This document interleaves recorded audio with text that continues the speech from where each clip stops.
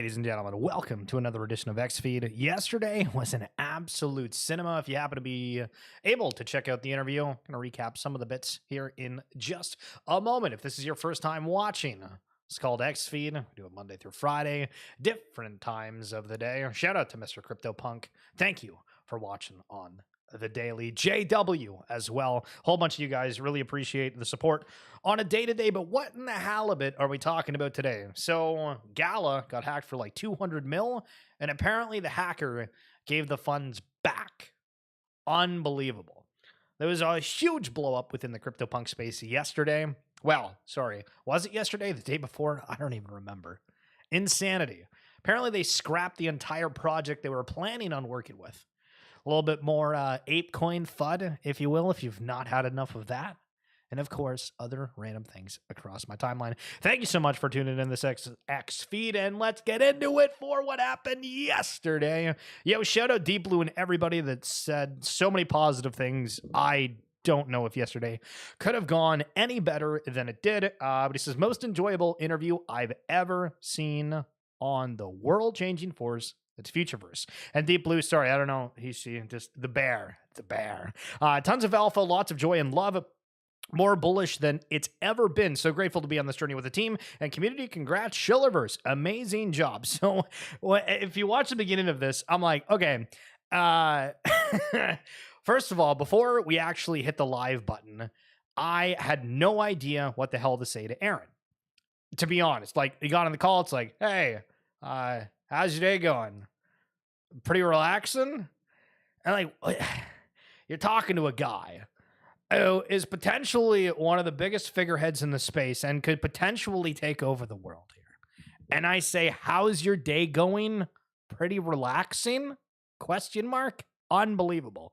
Unbelievable. So we jump on. I'm like, okay, guys, we're going to kind of start here. And then they kind of have like this little back and forth, like pep talk before we start going. And that's how the intro actually like flushed out here. So I'll replay it in case you missed it. But I say, okay, guys, I'm just waiting for like the countdown ticker. And this is what happened. Oh my goodness. I have my system muted. Hold on a second here. Failure. Okay. Just cuz winners win. Represent. Winners win. That's the way that we're starting things off here, guys. Welcome to XFeed. This is typically a show where I do Monday through Friday and we just talk about Web3. And like it usually. Hey, listen, the energy right off the beginning with Shara saying winners win. Absolutely unbelievable. Harry Swan, good morning. Good morning. Hypnotoad. How in the halibut are you doing? So again, super happy with how everything turned out yesterday. I think one of the biggest takeaways, because I was rewatching different parts of it. I haven't actually rewatched the whole thing yet. But Shara made a note about how everybody's using like the phrases of, Web3 digital assets and stuff. And it's, we're kind of getting ourselves in our own silo doing that. And I was like, damn, you're totally right. When I talk to friends, I'm like, yeah, so digital assets isn't that. We're just supposed to be talking about things that we love. When I talk about League of Legends, I don't say Web 2. So I thought that was a very interesting perspective. But Open, which is one of the big players that is coming down and is the hero app of Futureverse, as we've figured out yesterday. I asked, right? I was like, okay, so I remember forever ago that it was mentioned that the Third Kingdom was supposed to be the hero app, but is that still the case? And, to a point, I was like, wait, is Aaron like offended by this? Because he's saying like, oh, we're deliberate in saying like Open's our flagship. I'm like, okay, well, I remember a little bit while ago, and he's like, change happens. I'm like, listen, I have no problem with what is what, just trying to clarify. And so we gotta be, shining up the glasses and looking at the good. So content ready from Ready Player One, co-founded by Ernest Klein, collab with Reebok, DeLorean Motor Co., Cool Cats, Fluff World, and more. So the DeLorean Motor Co. here is something that is interesting because in that interview yesterday, Aaron also kind of highlighted saying, hey, what are you talking about, Chill? You're saying that Racers doesn't have any kind of IP or brand attached to it? So maybe it is DeLorean. We'll see, but developed by Walker Labs, published by the Readyverse. We are waiting for consensus, and that is should be interesting to see what the information from that is. Okay, so the full send meta card. This is from the Nelk Boys. This got launched kind of a while ago. They were supposed to give out gym memberships, FUD galore, yada, yada, yada. And they just posted saying on 4/20/2024, we launched Board Jerky, one of the most innovative CPG products ever launched. We believe that this is a landmark initiative at the intersection of products, crypto, and digital assets that will help pave the way for the future of decentralized community ownership of real world products. Okay. Today is our distinct pleasure to announce the exclusive Metacard Holder X Board Jerky program. The program offers Metacard holders the opportunity to participate in a one-of-a-kind platform that we have created with the help of product experts, crypto pioneers, and legal professionals. Here's the big part. We are excited to announce that we have reserved 40% of Board Jerky as a company for your benefit. This 40% is reserved only for Metacard holders and represents our belief in this community. For those who do not wish to participate in the Board Jerky program, we are happy to refund your Metacard purchase and will even throw in interest. So, what's up, Momenta? Does this mean that their gym memberships or the other aspects are now no longer the case? They're saying 40% of the company is for this. Reading this next part, it sounds like they're giving you the opportunity to be like an Avon salesperson or, those companies that some people call them pyramid schemes, right? But like you're able to sell like a product, right? And you're kind of like an exclusive dealer that way. So phantom stock totaling 40% of Board Jerky. This is kind of all the different benefits of the program or perks. Immediate revenue share through an exclusive Board Jerky affiliate program. That's why I'm thinking it kind of sounds like a sales gig. Access to the wholesales program, early samples for testing new flavors, and semi-annual updates and presentations directly from the management team. So, okay. Board Jerky getting sold, different variation for ownership. New El Salvador crosses $400 million in Bitcoin holdings. They are now 81 million in profit. Again, we saw a pretty big shift from certain countries. Basically El Salvador. I honestly don't remember if there was any other ones. I don't think there was that made a huge bet saying, hey, we're like going massively into Bitcoin. And in that case, it is paying off. And Steve, great interview yesterday. Shill, my man, good name, better comment. Appreciate you.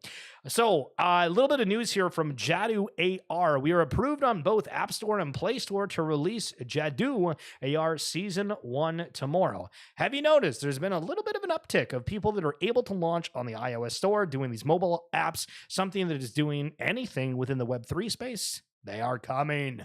They are coming. The Gala hacker returned the money. So if you missed it, yesterday there was, maybe it was the day before. I'm trying. Everything's a blur. Yesterday was crazy, but there was, I think it was the day before, but there was like 200 million of Gala, where apparently one of the contracts was exposed, some of the internal systems. I don't really know, but there was a huge dip in Gala. People came out of the woodwork saying Gala is a huge scam, as a lot of people kind of do, as bitbenders out there trying to defend things. And of course, this is like the day after the head dude left. And so just, man, the PR nightmare that's involved with this was insane. But I guess the funds are going back because they were able to blacklist the address somehow.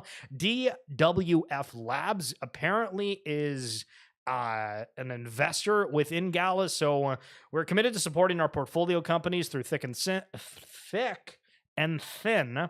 We were saddened to hear about the recent security breach at Go Gala Games, which led to unauthorized transactions involving Gala tokens. In response to this incident, we have taken proactive steps to alleviate market selling pressures and have purchased 28 million Gala tokens on the open market. Okay, people are stepping in when stuff hits the fan. Unbelievable. First title for High Chain Games will be announced this week. Again, a lot of competitors coming out there. Going to be interesting to see what happens across the space. Very excited for it. Mobile first, roguelite, dungeon crawler, loot and grind, PvP, and more. Again, all these things sound super exciting, but I'm kind of just waiting until I see it all over my timeline, and then I'll be like, yes, I understand. And ArcDev saying, coming from building mobile apps and games years ago and hitting 30 million plus monthly active users across my titles, I see a lot of potential on this one. Farcaster. So I fudded this a little bit when it came out because it was like, okay, this is basically X. It's just a different platform. Okay, we have some like Web3 integrations with it, but yeah, you never know what could happen with X. But Farcaster raising $150 million to grow its user base and developer tools. Tyler D breaking the news here. The raise was led by Paradigm and included A16Z, Han Ventures, and Union Square. Things are starting to move in that ecosystem. Very exciting. Have you noticed that it feels like everything is extraordinarily bullish comparatively to like a week or two ago? Not even. Bear Snake, Forgotten Runes is about to go from respected but slept on to epic blue chip. Bookmark this tweet. Not sorry for anyone who misses this tweet or ignores it. So the only notable thing here is like the epic is capitalized within this, and it feels like there isn't a reference to the fact of maybe like Epic Game Store, but I think they already have a partnership with that. I think Aaron from Futureverse even did like a capital E. Are these things connected? We saw earlier today from Elf, who posted this Forgotten Rune world biome, and I was like, you know, there's certain trigger words in the space.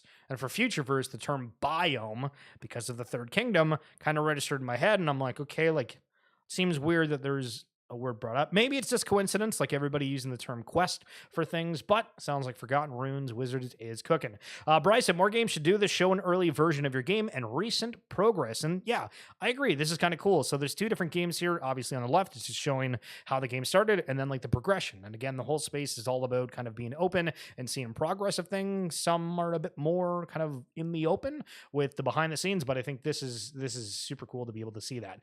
Just a little bit of an esport thing here. Look at the FlyQuest jerseys from MSI. I didn't even realize, but it's like an entire dragon here. Absolutely love it. Maybe buy one. We'll see. We'll see. Shipping and handling. Oh my goodness, expensive. Hey, Jesus Martinez says, I want to make it very clear that no matter how bearish I can possibly be on any project, every project will do well in a bull cycle. I agree with this. I feel like I've kind of preached that.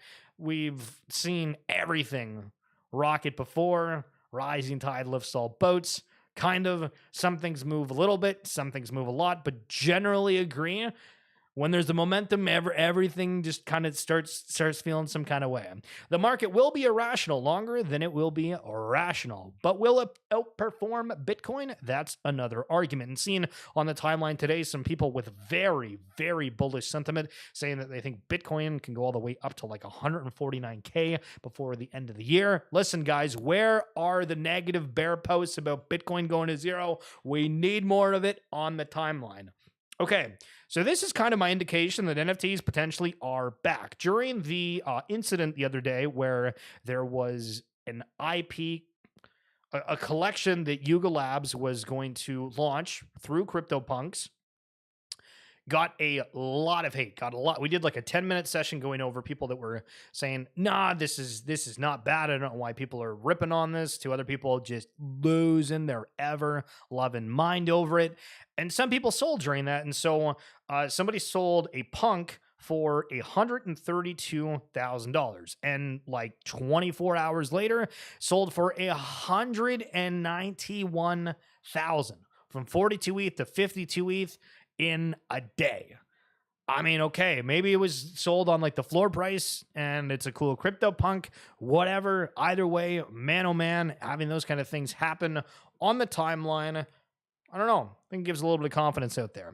So today has been a wild day in the political spectrum, from presidential candidates jumping on board with the crypto, other ones saying, you think that we are bearish crypto, but actually we're going to be open to it. And it's all over my timeline. Probably is yours too. But Anthony Pompliano here saying, you're watching both political parties actively position themselves to compete for votes from Bitcoin and crypto holders. It took only 15 years for the industry to go from creation to shaping campaign policies. The ground shifted this week. The world will never be the same. I mean, I kind of agree. And yo, Mojave, what's going on? Good to see you in the chat. Congrats on winning the RNS handle yesterday. A little bit of rain as well, I believe. I appreciate you coming through. Hope you enjoyed that stream yesterday. But yes, I agree. The world will never be the same. Maybe hyperbolic, but pretty crazy day. Okay, Captain Trippy with potentially one of the most, what's the right term for this? rage-inducing tweets to a very specific subset in the Web3 community right now. This proposal would save the DAO, he's talking about the ApeCoin DAO here, 35 million ape and put ApeCoin DAO in a better position to pass a more meaningful AIP for ape chain funding. So basically the proposal here is this AIP proposed to terminate ApeCoin staking at the end of the year, today 183, whatever the hell that means, on NFTs from AIP 21 and the associated AIPs 4 and 5, which are referenced in AIP 21, all of which are regarding ApeCoin staking. And basically, TLDR, this is saying, hey, right now, apes are able to be staked for ApeCoin, but we're going to stop that and allow for the DAO to not have to deal with the sell pressure, have more leeway for things. And the comments are unbelievable. Like, people are like right pissed about this because for the ApeCoin DAO, if you guys have followed, a lot of people feel that it's not being funded, or the right things aren't being funded. It's being manipulated. And so why would we give the DAO back essentially 35 million ape? Why not give it to the holders? So it's been this kind of back and forth and caused a lot of people not to react too kindly for that. Thank you for the opportunity. Love the stream. Yo, Mojave. Absolutely love it. Thanks so much. Okay, do you guys remember Crazy Lizard Army? I'll see if I can bring up some old wild collections here and there to bring you down memory lane. So if you remember when NFTs were absolutely the hottest thing ever, for whatever reason, this collection came out and people thought that it was the bee's knees. Some of these things were going upwards of an ETH. I don't think anything happened with it. There was these conversations early days about how these were going to turn into full-on dragons, and man, we love Dungeons and Dragons, baby. I'm ready to feel something crazy and own a dragon that's an NFT. And so I don't know why these things went nuts. Again, they got up to like 15,000 followers here, but the last tweets were back in February of 2028. Now they're randomly talking about some like Matrix ETF thing. I mean, I don't know. I have no idea what happened with it. Yo, not good. What's going on? Yo, dude, I went out to sushi with Soar and Lark. Are we playing League later? Let me know. He said he was getting on like 7:38. Let me know, but appreciate it, brother. 14 years ago, a programmer named Laszlo Henriques made history by spending 10,000 Bitcoin to have 2 large Papa John's pizzas. Happy Bitcoin Pizza Day, everyone. You know, it's funny that apparently this was like actually Papa John's, because you would think like, you know, way back then, why the hell would like a chain restaurant accept Papa John's versus like a mom and pop shop? You know what I mean? So kind of crazy, but listen, Papa John's for 10,000 Bitcoin, I'm down. Mochaverse just announced their NFTs will receive a 140,000 Mocha token allocation. At a 20 billion fully diluted value, each Mocha NFT could receive 316,000 US dollars in value. How absolutely insane is that? Now you might say, shill, there is no shot. If you guys remember when the ApeCoin drop initially happened for Bored Ape holders, it was like an unbelievably high amount of money. Like ridiculous. And so could it happen again? A lot of people saying no, no way. Maybe, just maybe it does. So Peter here is at a licensing expo, and obviously representing Pudgy Penguin, saying, I'm at a licensing expo and the 10th person walked by the booth whispering, OMG, it's the reels I send you all the time. I love these penguins. Make me feel some type of way. This is interesting. And speaking of interesting, Mr. Buffalo Space. Why the hell is Buffalo? NFTs are dead, don't you know that? Yes, I know that. Am I willing to admit defeat? Yeah, not yet, baby, but coming through with a fat 27 months. Thank you so much, sir. Hope you're having a good day. So the reason why I want to like highlight this is the virality. We talk about mass adoption. Some people say anytime you talk about mass adoption, you're on the road to failure. You don't talk about it. You just okay, dude. But Pudgy Penguins, I think Chimpers, a couple of these collections have done a phenomenal job. Doodles as well, from getting their graphics on reactions, right? Like if you talk to anybody and you respond to them with different gifts, you'll look for happy, cheerful, high five, whatever. And it could be, I'm starting to see on like just normal social media posts that have nothing to do with the Web3 space. People are using like Pudgy Penguins reactions to things, and it's just becoming part of the norm. And people recognize it and they love it and they want more of it. It's spicy to see. So the official 2.0 design of the Pudgy Penguin plushies, rolling these out at amusement parks worldwide, eventually making their way towards retail with some new characters, of course. Not going to lie, trying to make plushies cuter was a huge challenge. I think we did it. And again, this is kind of cool, and I think that just overall, if Web3 does get more attention, I do believe Luca is doing something kind of cool. Now, on this topic, if you guys do like real-world assets, because of course, listen, these are real-world assets or a plushie toy, but it's real. I got a new podcast called RWA Segments. If you're on YouTube, if you check in the comments, or if you aren't on X, if you go to my bio, we do have a whole bunch of really cool shows. If you want to learn about how real estate is getting tokenized. I talked to a guy that's been doing it for 6 years. We go through his journey of the up and down. If you are a watch collector, we talk with an absolute connoisseur on that when he talks about going through diamond districts. His life threatened, all these kind of crazy stories, and real world asset database. You might hear about the term, think, this is kind of stupid. What exactly does it mean? We talk with some guys that are running a database for that. A lot of great episodes. Would love for you guys to go check that out if you want something a little bit different from myself. Ding-a-ling here, highlighting this. Do you guys remember? I forget what it's called. Snazzy's not here. She would remember. Oh, no. Oh, I forget it. The first? No. That rhymes with Hearst. If you remember the polka dot thing that Damien Hirst did a while ago, it went absolutely nuts. And then I feel like it's just not been on the timeline a while ago. And hell, there's even a Hearst Fluff World skin. But what's this headline? At least 1,000 Damien Hirst artworks were painted years later than claimed. I'm sorry, what? Exclusive, potentially thousands of signed works from the Currency series were mass-produced by artist team after 2016. At least 1,000 paintings that the artist Damien Hirst said were made in 2016 were created several years later, The Guardian revealed.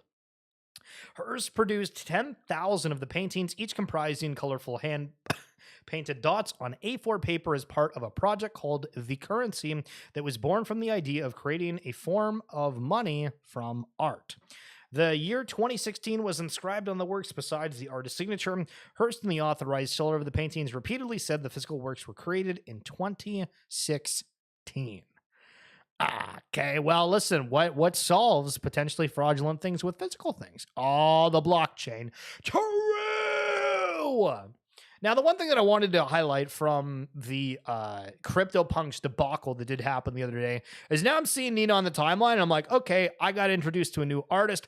I didn't really love this stuff. I didn't really have any extra comments about it. Like, we just kind of highlighted on stream, and, I mentioned that I thought that the hate kind of just came from a way of people that were, holders of CryptoPunks that just didn't want anything else or didn't kind of vibe with it, and they thought like, "Damn, what the hell is this?" And they've been pretty trigger happy about certain things out there. But again, when these big collections partner with anybody, it suddenly gives a massive boost and platform to whoever that is. So interested to see what collections do for what as we move forward.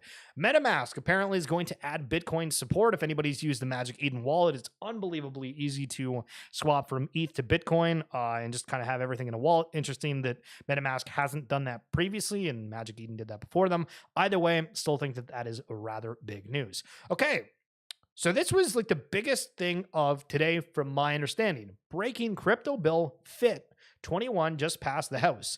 278 to 136. So Shill, what the hell is FIT 21? I don't know, but apparently Erica Lee does, so let's dive into it. So FIT 21 passed the House today. What does that mean What does that even mean other than it being good for crypto? The Financial Innovation and Technology for the 21st Century Act, FIT 21, is a bill in the U.S. Congress that aims to address the treatment of digital assets under U.S. law. It creates a path for crypto to be exempt from many securities regulations if they achieve a sufficient level of decentralization. It has been described as an important step towards achieving regulatory clarity for digital assets with the intention to offer strong consumer safeguards and the regulatory clarity necessary for the digital asset industry in the U.S. to prosper. The legislation defines responsibilities between various U.S. agencies, notably between the Commodities Future Trading Commission, CFTC, and the Securities and Exchange Commission, the SEC. Under FIT 21, the CFTC is granted new jurisdiction over digital commodities, and the bill clarifies the SEC's jurisdiction over digital assets offered as part of an investment contract. Okay, so pulling a little bit away from the SEC. The legislation also requires digital asset developers to provide accurate, relevant disclosures, including information relating to the digital asset project's operation, ownership, and structure.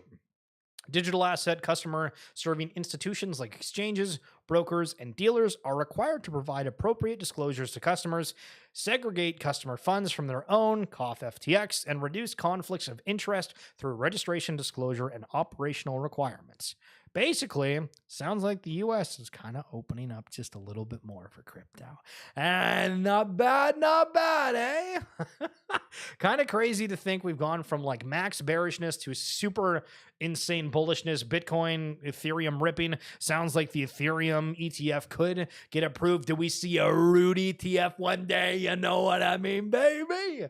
Can be absolutely crazy. If you guys haven't seen, I would love for you to check out the interview yesterday as I did with Aaron and Shara. I thought it was really, really fun. And again, thank you guys so much for all the compliments. I haven't responded to everything because I didn't want to blow up everybody's notifications because so many freaking people are tagged and all of this stuff. But seriously, yesterday was awesome, and hope we can do more fun stuff like that. Wag me, Hypnotoad. True. Buffalo Space, thank you much, Lee, for the 27 months, as per usual, and everybody else that is watching on the sidelines. We are 26 minutes in, and I'm done. It's Jover. It's great. You're amazing, and I will see you tomorrow. Have a great one.